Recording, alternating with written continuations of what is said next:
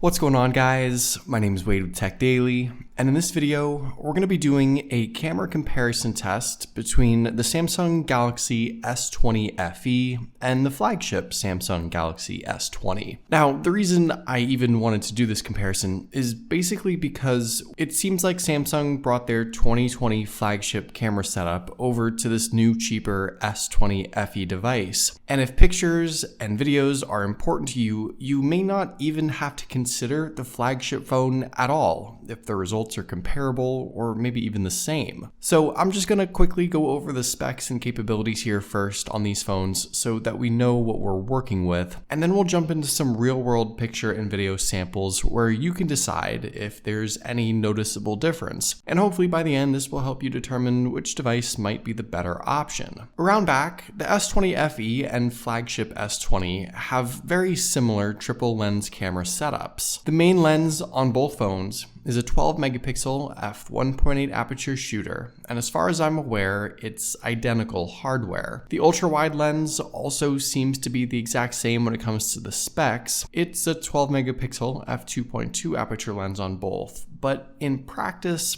the results are a little different, which we'll get into. The telephoto lens, however, is actually different on both phones with the hardware. The S20 FE has an 8 megapixel f2.4 aperture lens, while the flagship S20 gets a 64 megapixel f2.0 aperture shooter. Now, the telephoto lens usually has to do with zoom capabilities, but in this case, it also allows the flagship S20 to shoot in a 64 megapixel high detailed shooting mode, something the S20 FE does not offer. I'll show you some side-by-side comparisons in a second, but this is the first major difference in capabilities. The other thing the flagship S20 offers that the S20 FE does not is an 8K video shooting mode. Now, I don't know that many people who would even choose to shoot everyday videos in 8K, but at least you can say you have that option with this flagship S20. Besides those two feature differences, as far as I can tell, everything else with these two phones inside the camera app is the exact same. You of course have all the usual stuff like night mode and super slow-mo, but you also have things like Pro Picture and Pro Video controls on both devices. Live focus video is there, 4K 60, enhanced video stabilization, and auto HDR, even a similar 30 times zoom function, which is really awesome. I think this all should come as no surprise since the S20 FE is still technically an S20 device. But while in years past, especially on less expensive devices, Samsung and other brands took away some shooting modes and features, this time around, the FE seems to offer like 99% of the flagship capabilities. And I think the only reason this is surprising to me is that the S20 only came out 7 or 8 months ago, but a phone like the FE really devalues the flagship S20 now. Up front, interestingly enough, the selfie cameras are very different too. The S20 FE gets a 32 megapixel f2.2 lens, while the flagship S20 has a 10 megapixel f2.2 shooter. And yes, I know megapixels aren't everything, but let's just say that the results on the FE were better than expected. Okay, so now that you know all the specs, let's jump into some actual picture samples. And to start off, I think you'll find that with a vast majority of the results where just a simple picture was taken, both phones produced nearly identical images. This is the point and shoot method with the main rear camera lens, and in both indoor and outdoor shots, I personally can barely see a difference. The exposure looks the same, the color is comparable, the detail also seems to be identical. And with these results,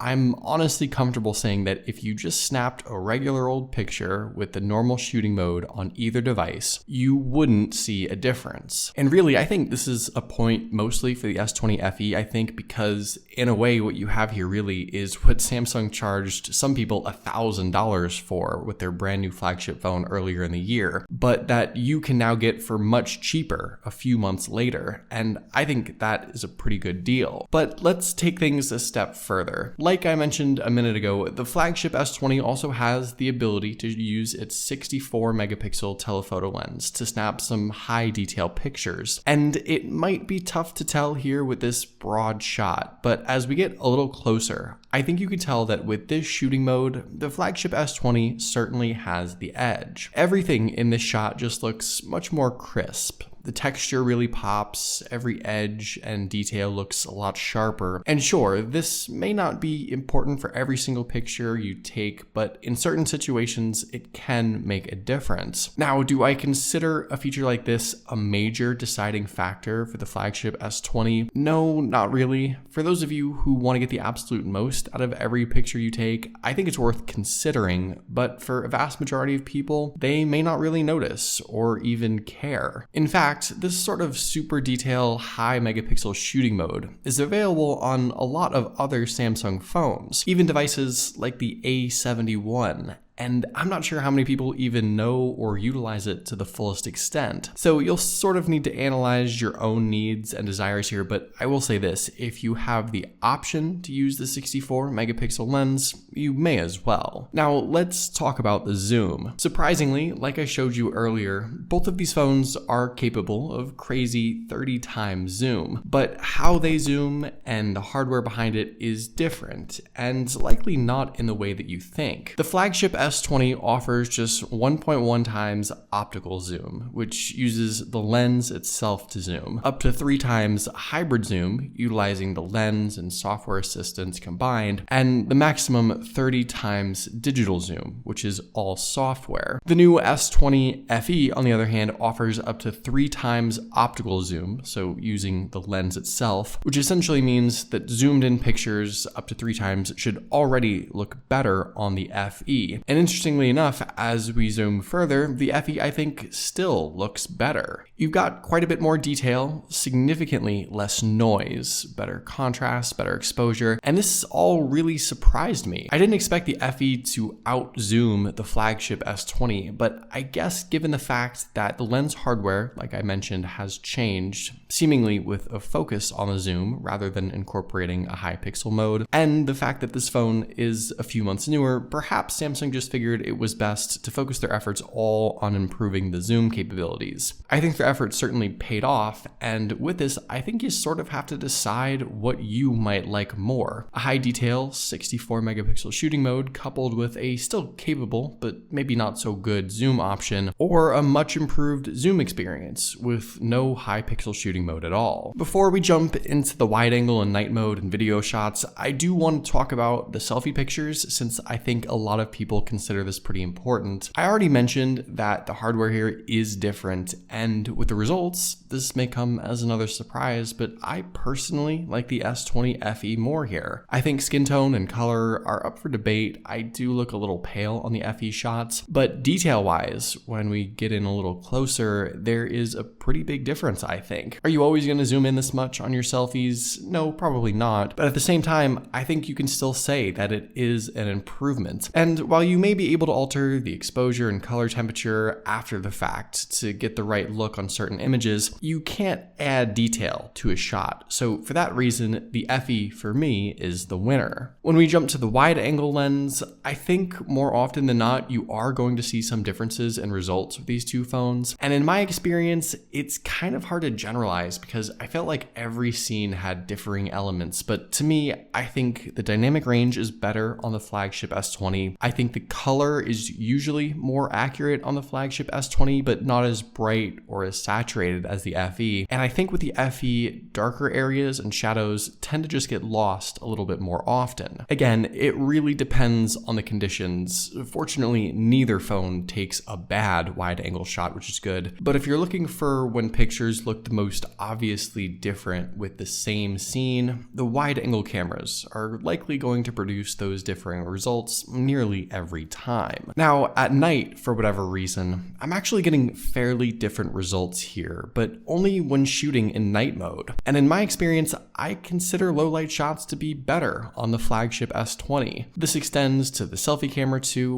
while like I discussed a minute ago, in daylight, the FE may have the edge. In low light, for some reason, it seems to struggle a bit. Also, how these phones take pictures via night mode is a little different too. The Flagship S20 seems to utilize a longer exposure almost always while snapping the pic, while the FE can sometimes quickly snap the picture and often spends more time processing the image afterwards. Fortunately, I think either way you go, you are getting excellent low light results, which once again, more says a lot about the FE than anything else. And in regards to video, in my experience, I haven't been able to see a difference at all. These clips were shot in 4K, 30 FPS, and everything, from what I can tell, looks pretty much the same. The shots are super steady, there's very minimal focus hunting. I think the exposure adjustments are subtle enough to not be distracting. There's a lot to like here, and again, while it's great the Flagship S20 can shoot crazy 8K clips, I can't really imagine anyone using that. I don't even think most people would even shoot in 4K. But rest assured, no matter what kind of video you may shoot, it seems to me that the results here are the same. So here are my final thoughts.